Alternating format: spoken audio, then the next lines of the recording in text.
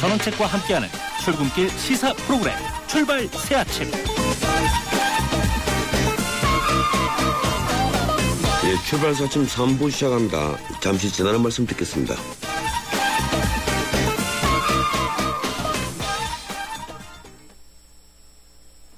바위 600만 톤이 쌓이면 Big.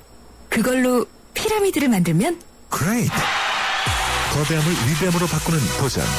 2200만 고객의 빅데이터로 만드는 새로운 생활이 시작됩니다. 규모의 1등을 넘어 Big to Great. 신한카드. 우주에서 가장 아름다운 별, 지구. 하지만 누군가에겐 목마름의 별이며 어둠의 별이기에 우리는 지구의 바다를 인류의 마실물로 바꾸고 지구의 자원을 인류의 빛으로 바꾸고 있습니다. 지구의 가치를 높이는 기술, 두산중공업. 주문하시겠습니까? 피자요, 피자. 치킨이요, 치킨. 떡볶이요. 포테이토도 주세요. 네, 와우박스 주문되셨습니다. 좋아하는 메뉴를 와우박스로 다 함께 27,900원. 1588-5588 피자헛.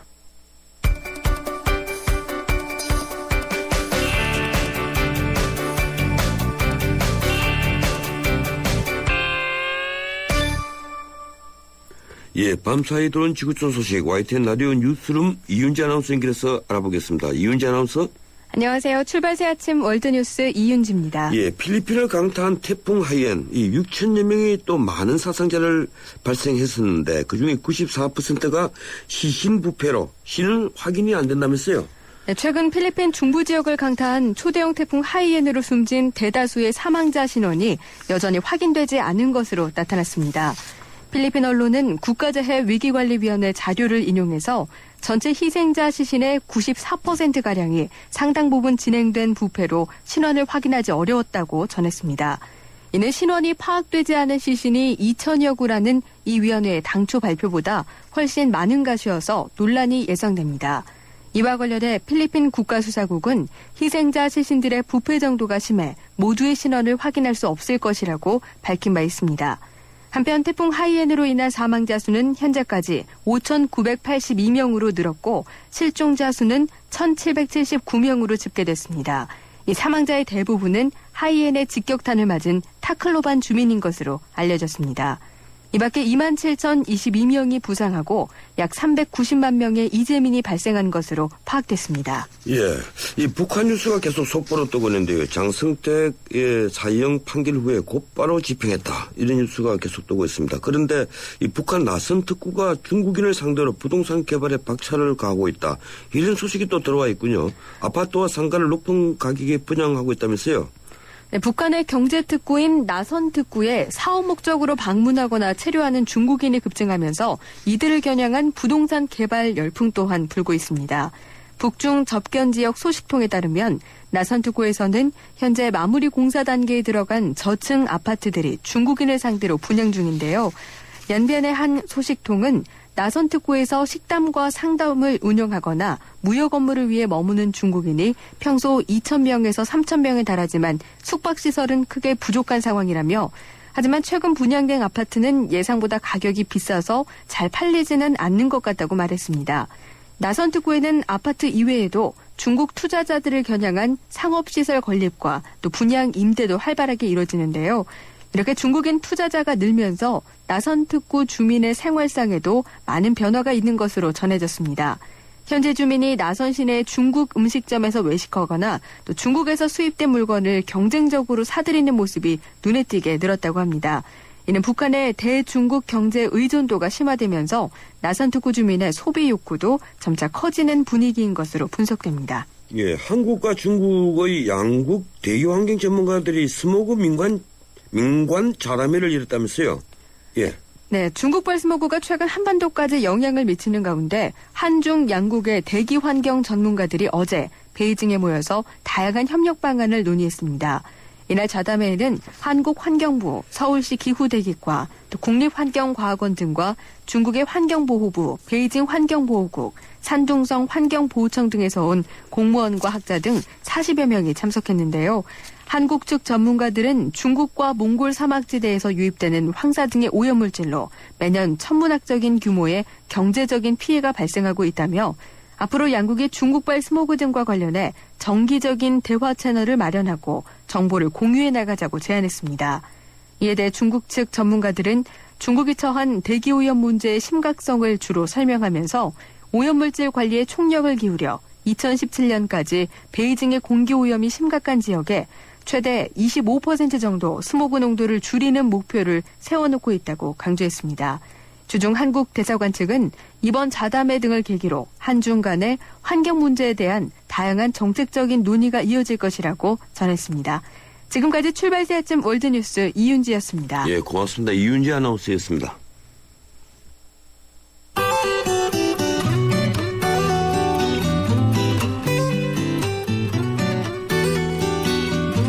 출발새 아침 교통정보입니다. 배터리나 부동액 점검 미리미리 하셨죠? 갑자기 영하 10도 가까이 떨어지면서 차량에도 무리가 가기 쉬운 날씨인데요. 안전운전 위해서 차량 점검도 좀 더 신경 쓰셔야겠습니다. 지금 여의도 방면으로 이동하는 길 경인로가 구로역에서 거리공원 사거리, 이후로 물레동 사거리까지 시속 10에서 20km 정도로 지나고 있고요. 국회대로 상황은 비교적 수월한 편입니다. 서부간선도로의 경우 서부간선도로 입구에서 신정교 구간 양방면 속도로 못 내고 있고요. 성산대교가 북단에서 남단 쪽으로도 속도를 줄이고 있습니다. 그 밖에 한강다리들 중에는 한강대교가 남단에서 북단 쪽으로 어렵고요. 성수대교와 영동대교는 나란히 북단에서 남단 방면으로 밀리고 있습니다. 그 밖에 사고 소식입니다. 동부간선도로 도심 방면으로 원릉분기점 부근에 사고가 났는데요. 출근 차량들과 맞물리면서 노원교부터 여파를 받고 있고요. 남부순환로도 서촌아들목에서 양재역 쪽으로 중간 지점에 사고가 났다는 점 참고하시기 바랍니다. 지금까지 출발새 아침 교통정보 유보연이었습니다.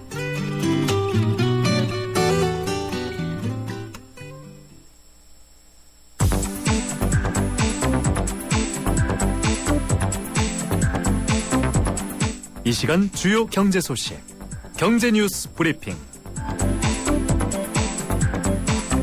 이번에는 경제 뉴스 알아보겠습니다. 한국경제신문 김민석 기자 전화 연결되어 있습니다. 안녕하세요, 김 기자님. 네, 안녕하세요. 반갑습니다. 예, 어제 3일째 미국 증시가 또 하락을 했는데, 예, 그 소식부터 좀 듣겠습니다. 네, 다우지수가 전날보다 104.10포인트, 0.66% 내려서 15,739.43으로 거래를 마쳤고요. 또 S&P 500 지수는 0.38%, 나스닥 지수 0.14% 하락했습니다. 지난주 그 신규 수출업상 그 청구 건수가 약 2개월 만에 최고를 기록했지만 그 소비 지표가 호조를 보이면서 양적 완화 축소 우려가 지속된 게 하락세를 부추겼습니다. 지난달 소송의 판매는 전월보다 0.7% 증가한 것으로 나타나서 예상 웃도는 건데요. 그 블룸버그가 지난 6일에 그 실시한 설문조사를 보면 35명의 그 월가 이코노미스트 가운데 34%가 12월 이번 달에 그 영적 완화 축소가 시작될 것으로 내다봤습니다. 이는 지난 그 11월 8일에 조사했던 그 17%보다 2배가량 증가한 겁니다. 이런 식으로 전문가들이 자꾸 12월에 시작되는 게 아니냐 이런 식의 이제 전망이 계속 불거지면서 증시가 4일째 내린 겁니다. 예, 미국 기업 CFO들, 이 재무 담당들이죠. 이 조기은퇴 바람이 불고 있다는데 이건 어떻게 된 겁니까? 네, 미국 증시가 최근 4일간은 내렸지만요. 올해 전체적으로 보면 크게 올랐는데요. 예. S&P 500 지수의 경우만 해도 올해만 27% 상승해서 1998년 이후에 가장 큰 상승폭을 기록할 전망입니다. 이처럼 주가가 급등하자 그 스톡 옵션을 팔아치우기 위해서 그 미국 기업들의 그 CFO들 사이에서 조기 은퇴 바람이 불고 있다고 그 월스트리트 저널이 보도를 했습니다. 올 들어서 미국 1000대 기업 중에서 56명의 그 CFO가 은퇴를 선언해서 지난해 그 33명보다 크게 늘었다는 겁니다. 주머니가 두둑해진 지금 은퇴하는 게 이익이라고 생각하는 그 CFO들이 많아졌다는 것이죠. 예. 이들의 평균 은퇴 연령도 62세에서 59세로 3살이나 낮아졌다고 합니다. 예, 기업의 최고 이 재무 책임자들이니까 그만큼 돈에 밟군요. 예. 우리나라에서 소득공제 받는 장기 투자 펀드가 나온다면서요? 예, 금융위원회가 어제 그 중산층의 재산 증식을 돕겠다면서 주식의 40% 이상 투자하는 펀드에 5년 이상을 가입을 하면 연간 240만 원 한도로 소득공제 혜택을 주는 방안을 추진하겠다고 밝혔습니다. 이른바 그 장기 세제 혜택 펀드, 장기 펀드인데요. 내년부터 그 2015년 말까지 한시적으로 판매됩니다. 총급여 5천만 원 이하인 그 근로자만 가입할 수 있고요. 또 납입 한도가 연간 600만 원으로 제한이 되지만 상한선인 그 한 달에 50만 원씩 장기펀드에 가입을 하면 과세 표준별로 약간 다르긴 하지만 36만 원 안팎의 그 세금을 아낄 수 있습니다. 장기펀드가 도입이 되면 연간 2조 원의 자금이 주식시장에 또 유입될 것으로 그렇게 기대도 되고 있습니다. 금융위는 또 그 가입 연령을 최대 75세로 현재보다 10살 정도 높인 그 실손 의료보험을 내놓고 또 다주택 소유자, 또 한 건물의 그 상가주택이 함께 있는 복합용도주택 소유자도 내년 하반기부터 그 주택연금에 가입할 수 있도록 하기로 했습니다. 예, 국내 증시에서 한 증권사가 실수로 400억 원이 넘게 손실을 냈죠. 네, 어제는 소위 그 지수 선물, 지수 옵션, 그리고 주식 선물, 주식 옵션 등 그 동기 만기일인 그 내만년의 날이었는데요. 예. 그 한맥투자증권이 그 코스피 500 옵션 주문 실수로 460억 원 안팎의 손실을 본 것으로 나타났습니다. 오전 9시 2분 때 그 12월물 코스피 200 콜옵션하고 풋옵션 거래에서요. 시장 가격보다 훨씬 낮은 가격에 그 매도 주문을 내고 또 높은 가격에 매수 주문을 낸 겁니다. 그 거래가 즉각 체결됐기 때문에 추정 손실 금액은 460억 원에 달합니다. 한국거래소는 이 회사 매매 프로그램의 오류 때문에 빚어진 사고로 파악하고 있습니다. 한매투자증권은 자본금이 268억 원이어서 손실 금액보다 적어서 기업 결제 대금을 제대로 납부할 수 있을지 그렇게 의문시되고 있습니다. 예, 또 하나 큰 문제가 터졌군요. 예, 고맙습니다. 여기까지 듣겠습니다. 네, 감사합니다. 예, 지금까지 한국경제신문 김인석 기자였습니다. 뉴스를 창조하는 시사 프로그램, 뉴스를 풀어내는 시사 프로그램, 전원책의 출발 새 아침. 어제 가슴 아프게 하는 사고가 있었죠. 부산 화명동 아파트 화재 사건입니다. 아버지가 야근을 간 사이에 집에 불이 났고 엄마가 필사적으로 아이들을 보호하려고 하다가 모두 목숨을 잃은 사고입니다. 화재의 원인이 처음에 알려지기로는 전기장판으로 인한 화재였습니다. 그런데 나중에 전기장판이 아니고 전기 누전으로 밝혀졌죠. 어떻든 이 전기장판 화재 사고 계속 늘고 있습니다. 서민들이 난방비를 절약할 목적으로 가장 많이 쓰는 겨울철 난방기구가 전기장판인데요. 예, 상세한 내용 전문가로부터 들어보겠습니다. 한국소비자원 고광엽 팀장 전화 연결됐습니다. 안녕하세요, 고 팀장님. 네, 안녕하십니까. 예, 이번 사고 너무 비극적이었는데 다행히 이제 전기장판 사고는 아닌 걸로 밝혀졌어요. 네. 근데 이 전기장판으로 인한 화재 사고가 이번 겨울에 계속 몇 차례 보도가 됐었는데 이 연간 어느 정도 됩니까? 네, 우리 한국소비자원에 2011년부터 금년 10월까지 이렇게 피해구제로 접수된 사건을 한번 분석을 해봤습니다. 예. 182건을 분석해 보니까 화재 화상 사건이 28.6%, 한 52건으로 이렇게 상당히 많은 비중을 차지하고 있습니다. 예. 이 전기장판이 화재를 일으키는 것은 어떤 이유입니까? 네, 전기장판은 그 화재를 일으킨 이유는 그 장판 내부에 그 전선이 그 단선이 된다든가 단락이 된다든가 이런 그 쉽게 말하면 열선이 이제 합선 또 이렇게 단선돼서 거기서 과열이 발생된 그거라고 할 수 있고요. 그래서 보통 보면은 전기장판을 뭐 함부로 이렇게 다룬다든지 예. 또는 보관할 때 막 뭐 적어서 넣는다든지 또는 뭐 콘센트를 뽑을 때 막 호수선을 막 당긴다든지 뭐 이런 여러 가지 이유 때문에 이런 게 이제 과열로 발생되고 거기에 내부에서 스파크가 일어나서 그게 이제 또 외부에 그 이불이라든가 라텍스 이런 것도 인화성 물질하고 같이 겸비됐을 때 불이 나게 돼 있습니다. 예, 대부분 그 여름철에 이 접어서 보관하지 않습니까? 근데 접히는 부분에 이 내부 전선이 문제를 일으킬 수 있다 이런 얘기군요. 네, 그렇습니다. 그 접고 이렇게 보관할 때 잘못하면은 한마디로 선이 가열된 그 열선이 이제 이렇게 엉키는 거죠. 엉키거나 또 단락이 되거나 그러면 단락이 되면 그 안에 스파크가 일어나서 불이 발생될 수 있고 엉킨 경우에는 합선으로 해서 불이 날 수가 있다는 것입니다. 예, 지금은 전기장판 외에도 전기담요, 그리고 옥매트니, 온수매트니, 온갖 이름의 이제 그 다양한 제품들이 있던데, 이게 전부 다 위험성이 있는 겁니까? 그렇죠. 어떤 제품이 더 위험하고 덜 위험하고 하는 것이 아니라 전기를 사용해서 그 가열하는 제품들은 기본적으로 위험한 어떤 화재에 취약한 부분이 있습니다. 예. 전기장판류 제품들이 전부 판매되기 전에 안전에 대한 품질 검사를 다 받는 거죠? 네, 그렇습니다. 전기장판은 그 안전 인증 마크가 있습니다. 기술 표준을 해서 이렇게 그 전기장판을 만들기 전에 제조업체에서 그쪽에 인증을 이 정도는 사용할 수 있다라는 어떤 조건이 되면은 거기다 인가를 해주게 돼 있습니다. 예. 네. 그 마크 표시가 어떤 형식으로 되어 있습니까? 그 KC 마크라고 이렇게 이렇게 영문으로 KC 마크식으로 이렇게 돼 있습니다. 예, 그러니까 그 마크가 있는지 여부를 구매를 하기 전에 확실히 확인을 해야 되겠군요. 뭐 먼저 그거를 일단은 불법 제품인지 그 제품을 진짜 제대로 된 전기용품 안전인증을 받은 건지 제일 먼저 확인해봐야 될 것입니다. 예, 또 이 전기장판 화재를 예방하기 위해서 또 하나 주의해야 될 점 이런 게 있으면 말씀해 주시죠. 네. 전기장판을 이용할 때는 기본적으로 온도 조절기 같은 게 있습니다. 그게 발을 밟거나 충격을 주지 않도록 해서 그 안에가 합선이 될 수 있지 않도록 해야 될 것 같고요.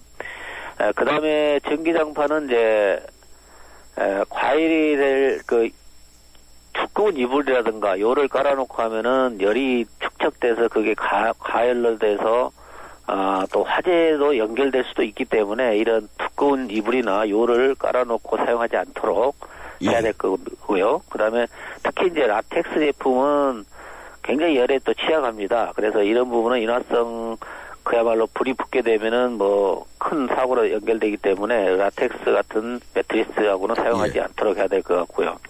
그다음에 아까 말씀드렸듯이 전기장판을 사용하지 않고 보관할 때는 접어서 이렇게 함부로 보관하지 말고 그 사용 설명서대로 좀 하고 또 전선이 또 이렇게 함부로 사용하다 보면은 전선이 끊어지거나 얽혀가지고 합선이 될 가능성이 굉장히 높습니다. 그래서 이런 부분도 필요하고 그 다음에 전기 장판을 사용하지 않을 때 또는 외출을 할 때는 반드시 플러그를 뽑고 이렇게 해야 화재 예방하는데 아주 중요하다고 하겠습니다. 예, 고맙습니다. 여기까지 듣겠습니다. 네, 감사합니다. 예, 지금까지 한국소비자원 고광엽 팀장이었습니다. 의료기관 평가인증원 원장 석승환입니다. 의료기관 인증제 알고 계신가요? 의료기관의 환자 안전 수준과 의료 서비스의 질을 정부에서 인증하는 제도입니다. 안심하고 병원을 이용할 수 있도록 병원을 찾을 때는 의료기관 인증 마크를 꼭 확인하세요. 보건복지부와 의료기관 평가인증원이 함께합니다. 웰빙 건강 한국문화 실용복지 실력이 참 좋은데 원광 디지털대학교 선취업 후진학의 기회가 참 좋은데 원광 디지털대학교 주부도 직장인도 꿈을 이루기 참 좋은데 물론 원광 디지털대학교지. 차민재를 키우는 특성화 사이버대학 원광 디지털대학교 1월 3일까지 신편입생 모집. 나랑 결혼해줄래? 내 속까지 풀 스테인리스로 건강하고 깨끗하게 지켜주고 아껴주고 싶으니까 쿠쿠 풀 스테인리스 2.0 에코. 매일 너와 쿠쿠하고 싶어. 쿠쿠. 예, 출발사심 3부였습니다. 잠시 후에 4부 이어갑니다. 정미선 아나운서, 국민건강보험 소식 들었나요? 네, 치아 스케일링, 부분 틀니부터 4대 중증 질환의 초음파 검사까지 건강보험이 적용된다는 소식이요. 네, 또 있죠. 장기 요양 인정 범위 확대로 보다 많은 어르신께서 노인 장기 요양보험 혜택을 누리시게 됐습니다. 저도 하나 알려드릴게요. 스마트한 건강정보 빅데이터로 예방부터 치료까지 평생 맞춤형 건강관리도 받을 수 있대요. 더 넓은 혜택, 더 나은 서비스로 더 건강한 내일을 만들어갑니다.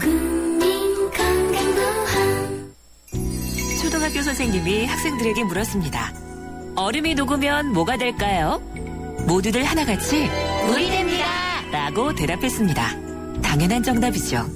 하지만 유독 한 어린이만이 얼음이 녹으면 봄이 됩니다 라고 다른 대답을 했습니다. 창의적인 교육이란 이런 것이 아닐까요? 정답 찾기 교육에 길들여진 우리 교육의 자화상. 더 늦기 전에 자유로운 사고를 통해 스스로 생각의 힘을 키우는 창의지성 교육이 필요합니다. 이 캠페인은 경기도 교육청이 함께합니다. 행복한 경기 교육.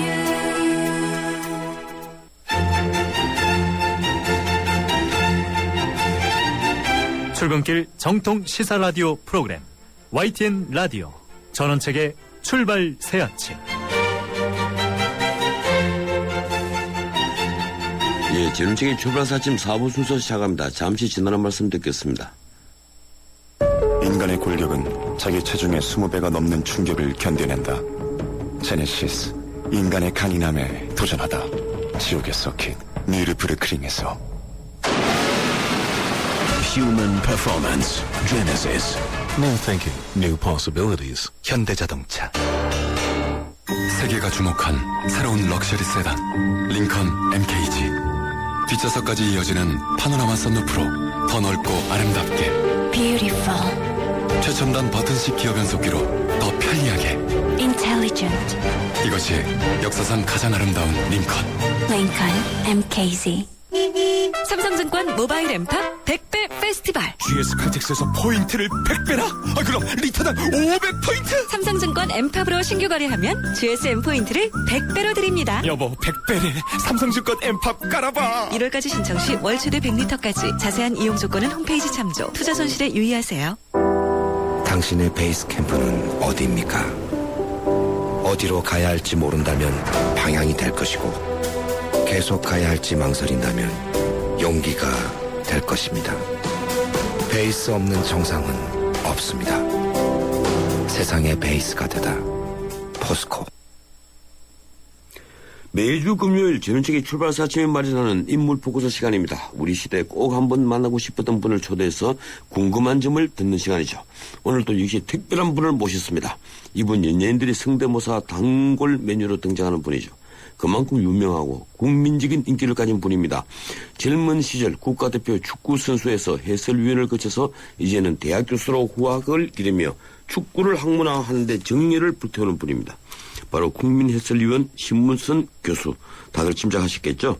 저희가 얼마 전에 브라질 월드컵 조추첨 결과에 대해서 인터뷰를 진행했었는데 좀 더 깊은 얘기 나누기 위해서 직접 스튜디오에 나오셨습니다. 어서 오십시오. 네, 안녕하세요. 예, 이른 아침 이렇게 오셔서 정말 고맙습니다. 아이, 별 말씀. 예, 청취자들에게 짧게 인사해 주시겠습니까? 네.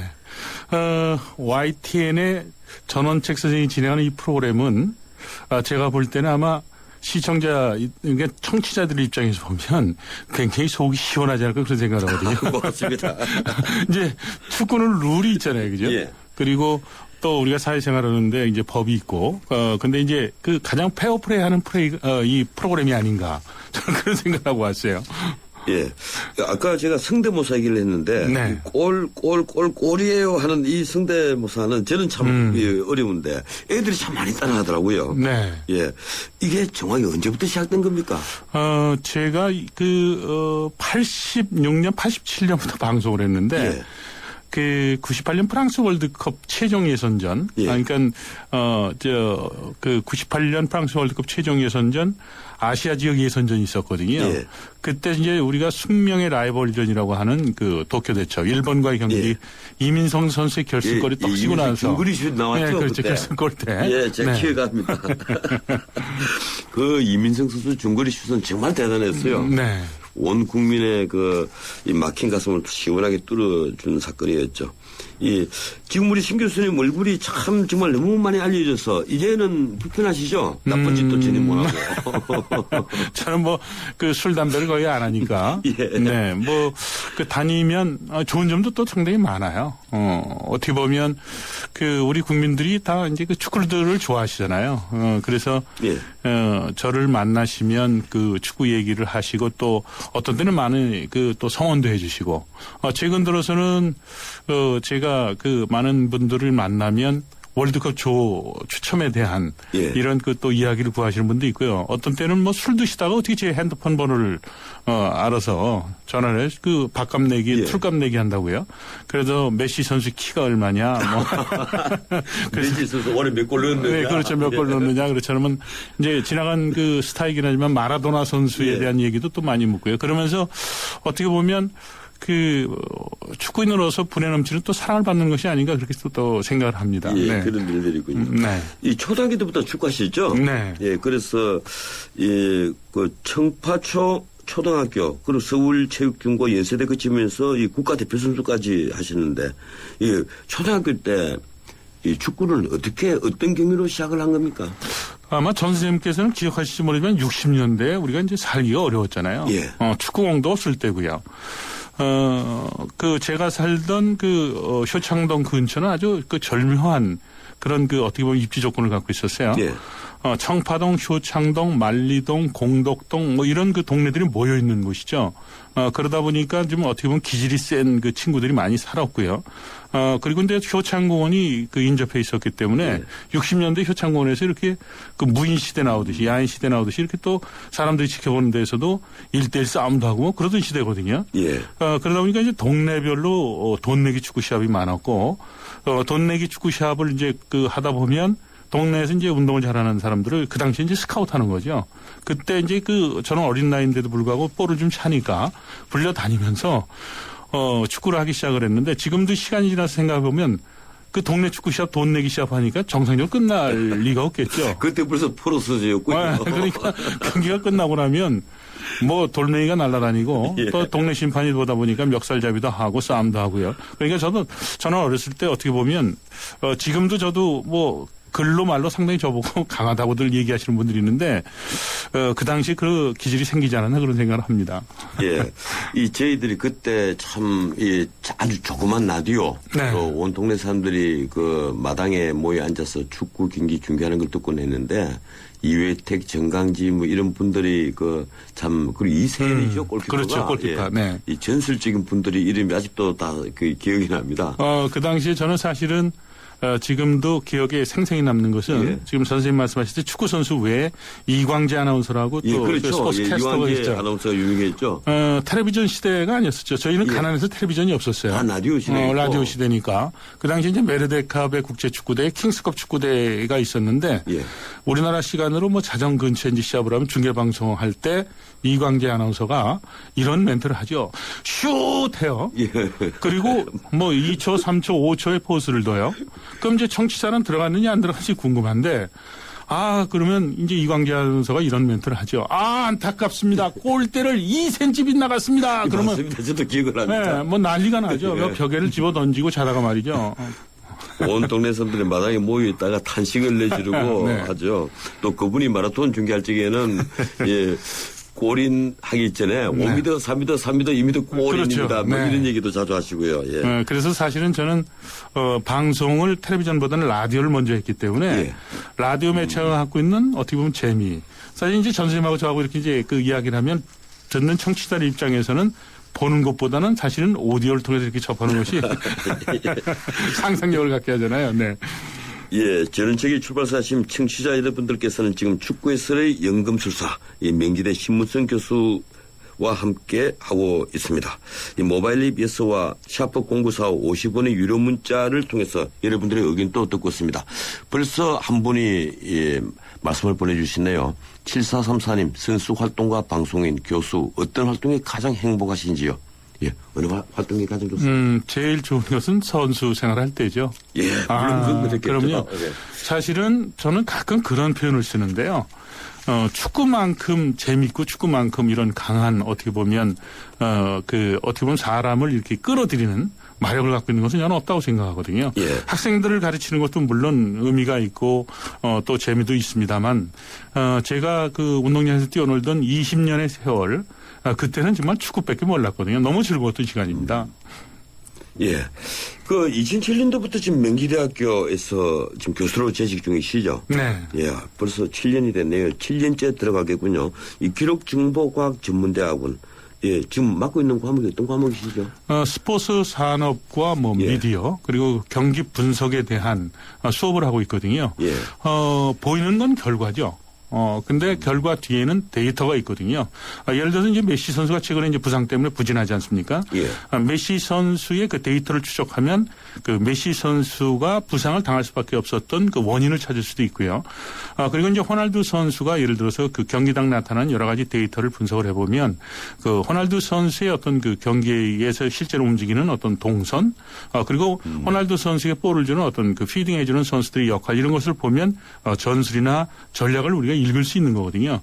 그러니까 이제 학문적으로 축구를 그 세분화해서 볼 수 있는 것 그리고 또 입체적으로 분석하는 것 이거 상당히 재밌는 그 어떻게 보면 영역이거든요.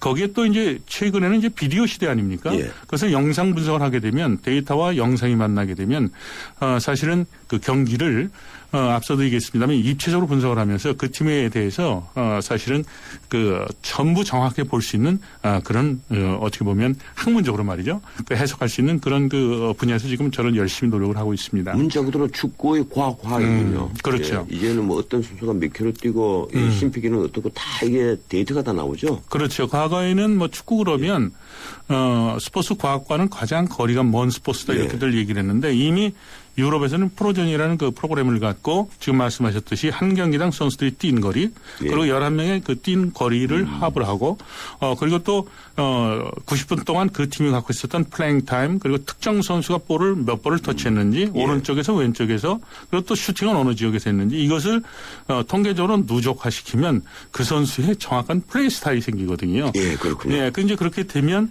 거기에 대해서 수비를 어떻게 할 것인지 공격은 또 어떻게 그 해법을 찾을 것인지에 대한 지혜를 갖게 됩니다. 예, 이 시간이 별로 없어서 이제 브라질 월드컵 얘기 좀 해야 될 것 같습니다. 네. 예, 내년 6월 13일이 이제 브라질 월드컵 개막인데 딱 6개월 남은 것 같네요. 그렇죠. 예. 어떻습니까? 예, 단도직입적으로 우리 16강 올라갈 것 같아요? 굉장히 어려운 질문인데요. 몇 퍼센트 정도로 보십니까? 저는 한 50% 정도로 보고 있습니다. 절반 정도로 보시네요. 절반 정도로 보는데, 스포츠는 생물과 같습니다. 예. 예를 들어서 오늘은 사과값이 굉장히 좋죠. 근데 자고 나니까 뭐 날씨 때문에 태풍 때문에 사과가 막 떨어지고 말이죠. 예. 그렇게 되면 사과값이 또 급등해서 올라갈 수도 있는 거거든요. 예. 어제까지는 컨디션이 좋던 호날두 선수가 예를 들어서 뭐 설설한다든가 그럼 경기력이 급격히 떨어질 수 있겠죠. 6개월의 시간은 한국도 그렇지만 한국과 같은 그 조이는 러시아, 알제리, 벨기에 모두가 여러 가지 변수가 좀 있게 된다고 보거든요. 근데 이제 어제 사실 홍명보 감독이 브라질에 갔다 이제 귀국하면서 한국의 냉정한 실력은 조 3위 정도가 정확하다. 예, 3위, 그럼 4위까지 그렇죠. 언급을 하더라고요. 사실은 이제 외신들은 지금 4위까지도 이제 분석을 하고 있는데, 거기서 이제 2위까지 이제 차고 올라가야만 16강에 올라갈 수 있기 때문에 차근히 이제 준비를 하겠다 그런 얘기를 했는데요. 물론 이제 스포츠를 앞두고, 게임을 앞두고 이런 생각을 할 수 있죠.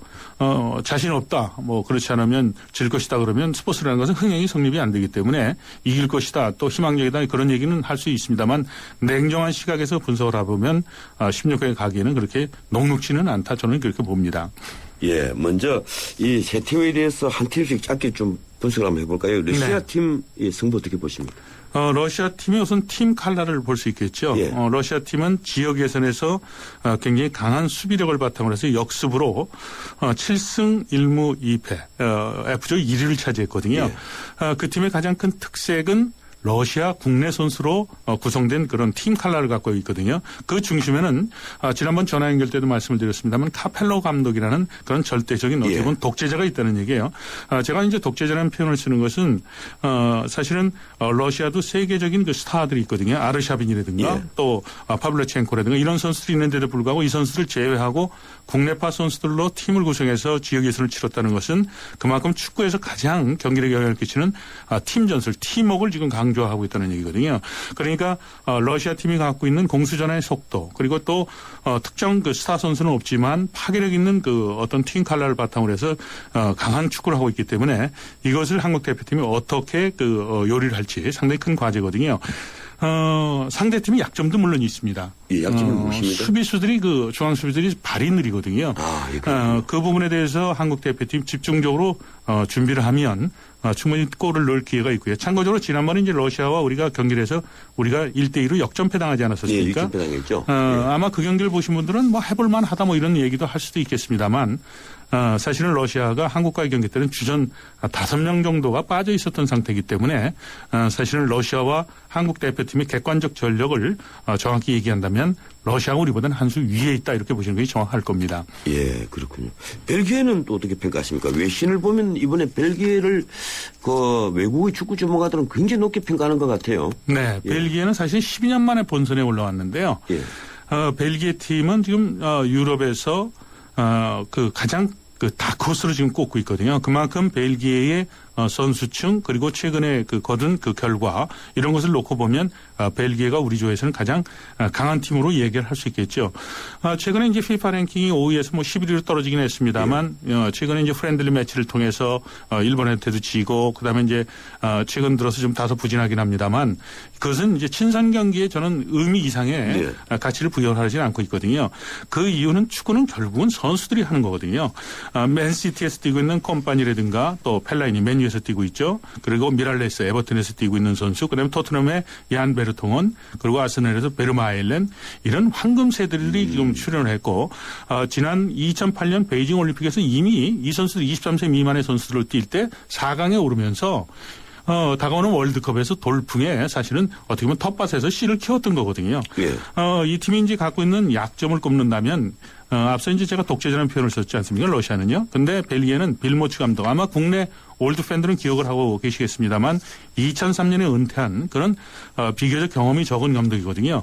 그래서 이제 벨기에가 최근 들어서 상당히 인상적인 경기를 펼치는데도 불구하고 벨기에의 약점을 꼽을 때 빌모츠 감독이 그 중심에 있거든요. 그 이유는 사실은 감독 경험이 일천합니다. 샬케 공사에서 8경기 감독을 하면서 쫓겨났고 사실은 좋은 선수들이 있는데도 불구하고 그 경기력에 대한 것이 들쭉날쭉하다는 그런 약점을 이제 이야기를 하고 있는데 이 부분에 대해서 한국 대표팀이 잘 공략을 하면 특히 수비력이 약하다.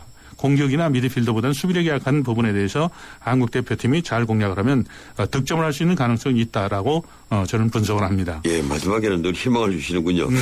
예, 알제리를 다들 만만히 보던데 우리 승산이 좀 높다고 봐야 됩니까? 지금 뭐 홍명보 감독을 포함을 해서 모든 축구 전문가들이 1승을 거둘 상대를 지목하면 알제리를 꼽죠. 저는 이렇게 얘기를 합니다. 아까 제가 50%의 확률이라고 얘기를 했죠. 벨기에나 러시아보다는 좀 약한 팀이기 때문에 심정적으로 저는 그런 생각을 가질 수 있다고 보는데 또 사실은 그 알제리 팀을 경기 분석을 해보니까 이 팀도 만만치 않다는 거예요.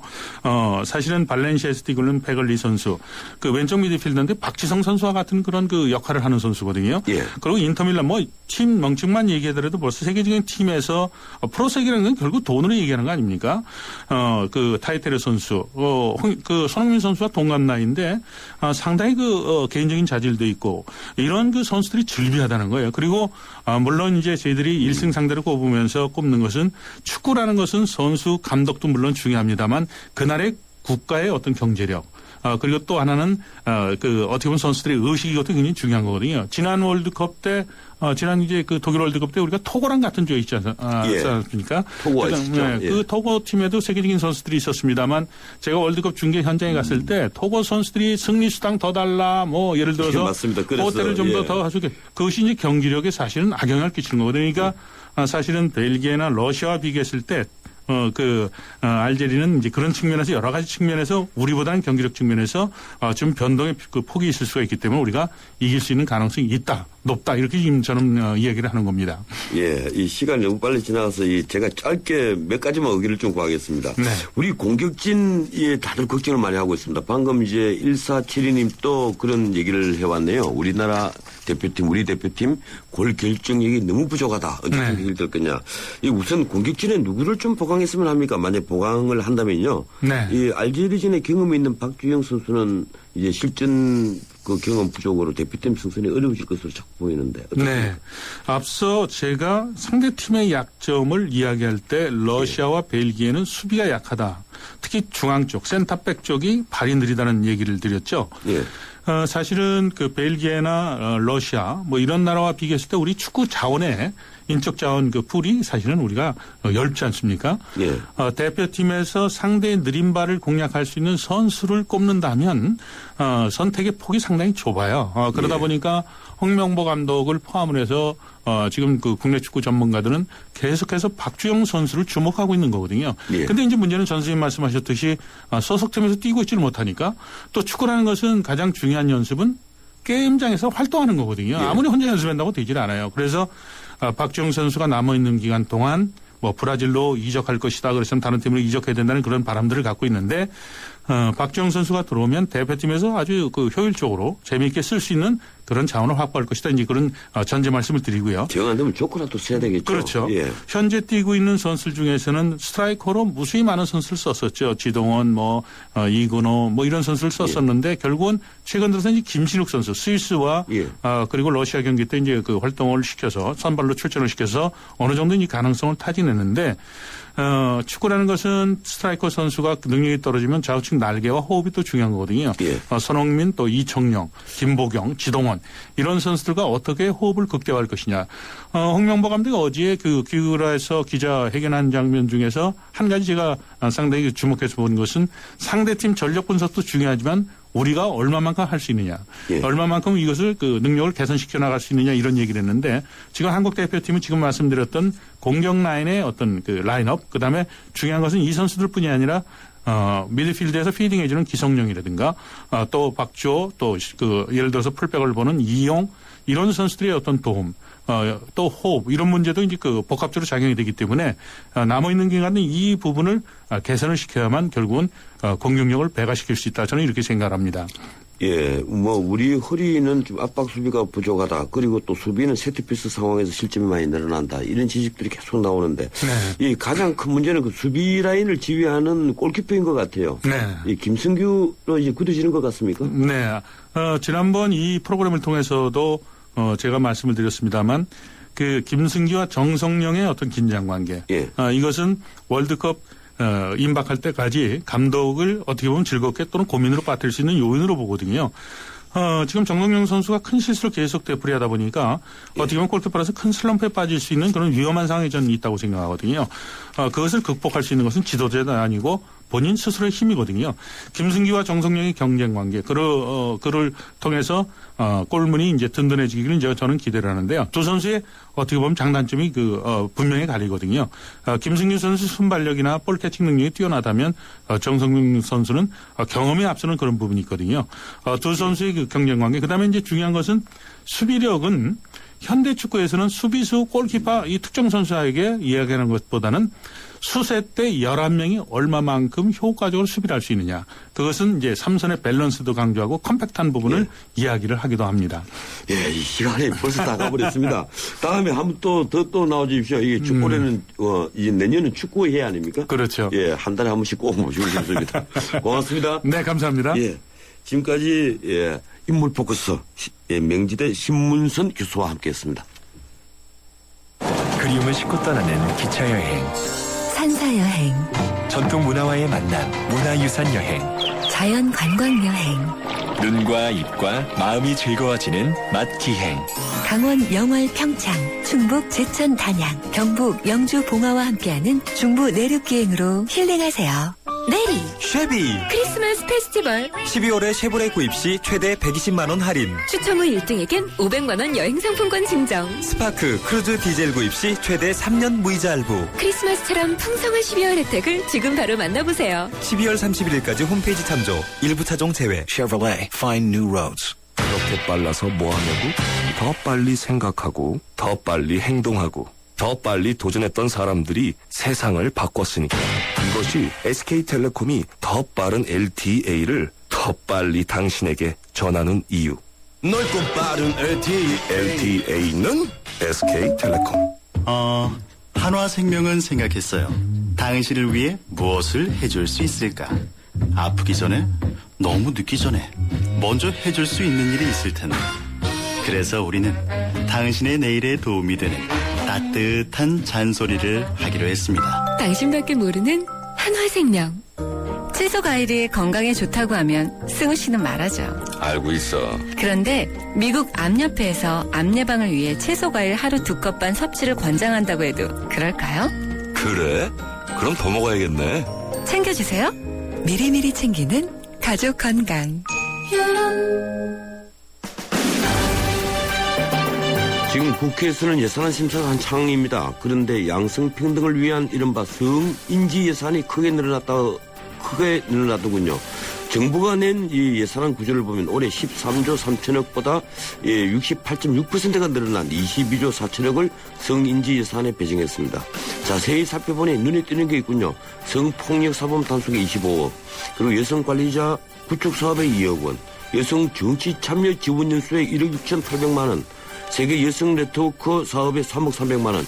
글쎄요, 정치 참여 지원을 여성만 한다는 것도 이상하고, 여성 네트워크 사업에 3억이나 국민 혈세를 쓰는 것도 이상하고, 이 성폭력 사범 수사 예산 별도로 편성한 것, 이것도 이상하지 않습니까? 세출 계획 한다면서 국방비까지 깎아대는 우리 국회, 왜 이렇게 관대합니까? 가랑비에 옷 젖는 법입니다. 예, 지켜보기로 하죠. 오늘은 여기까지입니다. 예, 지금까지 진행의 정식 변호사였습니다. 월요일 뵙겠습니다. 고맙습니다.